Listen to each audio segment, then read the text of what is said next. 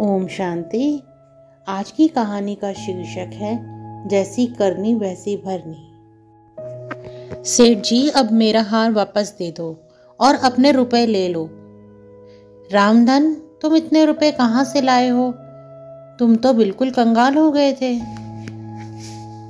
आप जैसे सेठों की कृपा से मैंने अपने परिश्रम से फिर से धन कमा लिया है, इसलिए आप मेरी पत्नी का हार दे दो।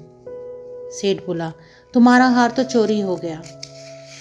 सेठ जी, तुम बेईमान हो गए हो, मगर मैं अपना हार लेकर रहूंगा। सेठ रामधन बाजीपुर में रहने वाले अपने कस्बे के माने हुए धनी लोगों में से एक थे। कस्बे के हर दीन दुखी की सहायता करना सेठ रामधन अपना कर्तव्य समझते थे। यही कारण था कि कस्बे का हर छोटा बड़ा प्राणी उनका सम्मान करता था।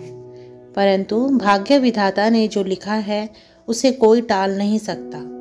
बुरा समय जब आता है तो इंसान की छाया भी साथ छोड़ जाती है। मानव जीवन तो धूप छाया है, उसमें कभी प्रकाश तो कभी अंधेरा आता है। यही हाल रामधन का था। उसके पास एक बार राम ही राम बाकी रह गया। कारोबारी घाटे के कारण धन सारा उड़ गया। रातों रात वह धनी से निर्धन हो गया। जिस घर में खुशियां ही खुशियां नाचती थी, उस घर में उदासी छा गई। संकट के समय तो अपने भी दूर भागने लगते हैं। रामधन बेचारा क्या करता? धन पास था नहीं, लेने वाले घर पर आ रहे थे और देने वालों ने आंख मिलाना भी बंद कर दिया था। इस दुख के समय में उनके लिए उनकी धर्म पत्नी राधा का ही साथ रह गया था। उसने जब अपने पति को इस प्रकार उदास और चिंता में डूबे देखा तो वह उन्हें हौसला देती हुई बोली, आप दिल छोटा ना करो स्वामी, यह माया तो आती जाती रहती है। आज यदि धन चला गया तो क्या हुआ? हिम्मत से काम लोगे तो यह धन आप फिर कमा लेंगे। राधा, नया काम शुरू करने के लिए भी तो धन की जरूरत है, जो हमारे पास है नहीं। बिना धन के कुछ नहीं हो सकता। तो क्या चिंता है? लो, मेरे गले का हार गिरधारी लाल जौहरी के यहाँ गिरवी रखाओ। जो धन मिलेगा उससे हम नया कारोबार शुरू करेंगे। लेकिन यह कारोबार यहाँ नहीं, किसी बड़े शहर में शुरू करेंगे। अपनी पत्नी की बात सुनते ही रामधन को जैसे जोश आ गया। उसने अपनी पत्नी को प्यार से देखा और कहा, राधा, तुम तो साक्षात देवी का रूप हो। आज के युग में तुम्हारे जैसी पत्नियां कहाँ मिलती हैं। आप मेरे भगवान हैं और मैं आपकी पुजारिन हूँ। मैंने जो कुछ भी किया है अपने प्रभु के लिए किया है। जाओ, देर ना करो, इस हार को देकर कुछ पैसा ले आओ। हम कल सुबह होते ही बड़े शहर की ओर चल देंगे। रामधन उसी समय सोने का वह कीमती हार लेकर गिरधारी लाल जौहरी के पास गया तो उसने अपनी पारखी नजरों से उस हार को देखते ही समझ लिया कि यह बहुत कीमती है। उसने उसे आधे दामों में गिरवी रखने की शर्त रखी और साथ ही कहा, यदि 1 वर्ष के अंदर इसे नहीं छुड़वाओगे तो आपका यह हार जब्त हो जाएगा। गिरधारी लाल की बात मानने के सिवा रामधन के पास कोई चारा ही नहीं था। जो रुपया उसने दिया उसे माथे से लगाया। दुखी मन से उसने दूसरी सुबह अपना घर छोड़ दिया और पास ही एक बड़े शहर में जाकर रहना शुरू कर दिया। किराए का छोटा सा मकान, इतनी बड़ी हवेली को छोड़ने के पश्चात दोनों पति पत्नी उसमें रहने लगे थे। नए शहर में धंधा जमाना इतना सरल काम तो नहीं था, मगर रामधन बहुत परिश्रमी आदमी था। उसने गांव से माल लेकर शहर आने वाले किसानों से अपनी मित्रता बढ़ानी शुरू कर दी। उसका प्रेम व्यवहार देखकर सब किसान बहुत प्रसन्न थे। अब तो शहर से बाहर ही रामधन ने अपनी एक छोटी सी दुकान खोल ली थी। वहीं पर खान पान का प्रबंध करके वह किसानों को अपने पास बिठा लेता। पहले तो उन लोगों के खान पान का धंधा शुरू किया, फिर धीरे धीरे उनसे उनकी फसल का सौदा करना शुरू किया।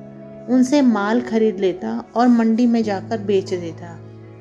वह किसानों को कभी लूटता नहीं था, उन्हें बाजार भाव देता और अपनी बुद्धि से ऊपर का धन कमा लेता। किसान लोग उसी की दुकान पर बैठकर खाना खाते। इससे रामधन को दोहरा लाभ होता था। खाने पीने में लाभ, फसल में लाभ। कुछ ही समय में उसके जीवन का मानचित्र बदल गया। अब उनके पास काफी धन जमा हो गया। उसने अपनी पत्नी से कहा, चलो प्रिय, अब हम एक बार अपने घर हो आए। वहाँ जो तुम्हारा गिरवी रखा हुआ हार है उसे भी छुड़वा लेंगे। दोनों पति पत्नी फिर वापस अपने पुराने कस्बे में पहुंचे तो गांव के लोग उनके स्वागत के लिए उमड़ पड़े। रामधन गिरधारी लाल जौहरी के पास गया और उससे दुआ सलाम करके बोला, भैया गिरधारी लाल, मेरा वह हार दे दो और अपने रुपए सूद समेत ले लो। गिरधारी लाल जानता था कि वह हार तो बहुत कीमती है। उसे यह उम्मीद भी नहीं थी कि रामधन इतना धन इतनी जल्दी कमा लेगा। उसके मन में तो पाप आ चुका था। वह हार देना नहीं चाहता था। इसलिए उसने रामधन से कहा, भैया रामधन, तुम आ गए, यही खुशी की बात है। लेकिन अब मैं तुम्हें क्या बताऊं कि वह हार तो मेरी दुकान से चोरी हो गया है। यह नुकसान तो दोनों भाइयों का है। तुम्हारा हार गया, मेरी रकम। रामधन ने गिरधारी लाल की बात तो सुन ली, मगर उसे उसकी बात का विश्वास नहीं था। अब वह कर भी क्या सकता था। अपने मन में उस पापी को उसके पाप की सजा देने की योजना बनाता हुआ वह वहाँ से बाहर निकला तो उसने सेठ के बच्चे को बाहर खेलता हुआ देखा। छोटे बच्चे को बड़े प्यार से उसने अपनी गोद में उठा लिया और घर लाकर अपनी हवेली के तहखाने में बंद कर लिया। गिरधारी लाल ने जब शाम होने पर अपने बेटे को घर में न देखा तो बहुत चिंतित हुआ। उसने अपने नौकरों से पूछताछ करनी शुरू कर दी।